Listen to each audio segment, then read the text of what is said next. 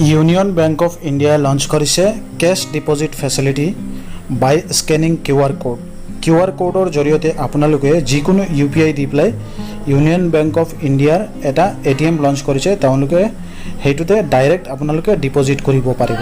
এইটো এটা ভাল সুবিধা ভাৰতবৰ্ষত আৰম্ভ হৈ আছে আৰু এইটো NPCI ৰ লগত জড়িত হৈ পেলাই ইউনিয়ন বেংকে পাইলট প্ৰজেক্ট হিচাপে ভাৰতবৰ্ষৰ মুম্বাই স্থিত কিছুমান জাগাত এই প্ৰডাক্টটো লঞ্চ কৰিছে ইউনিয়ন বেংক অফ ইণ্ডিয়াই।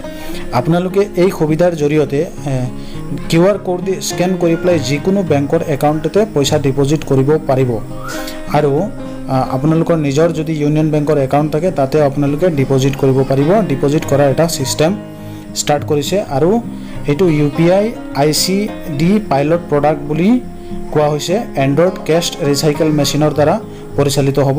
গ্ল'বেল ফিনটেক ফেষ্ট 2024 এইটো অৰ্গেনাইজ কৰিব NPCI আৰু এইটো মুম্বাইত বৰ্তমান ষ্টাৰ্ট কৰা হৈছে আৰু এইটো লঞ্চ কৰিছে আপোনাৰ RBI deputy governor Shri T Ravishankar and Shri Nitish Ranjan, executive director union bank of India.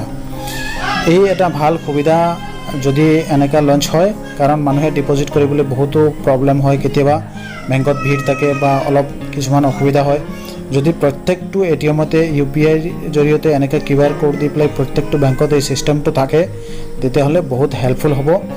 এই ইনফৰমেশ্যনটো আপোনালোকক দিবৰ কাৰণে আজিৰ এই ভিডিঅ'টো প্ৰস্তুত কৰিছোঁ আৰু এই ইনফৰমেশ্যনটো ফাইনেন্সিয়েল এক্সপিৰিয়েঞ্চ এটা ৱেব পৰ্টেল আছে য'ত পাব্লিছ কৰিছে এই আৰ্টিকেলটো আৰু আপোনালোকৰ আগত এই ইনফৰমেশ্যনটো তাৰ পৰা আগবঢ়ালোঁ।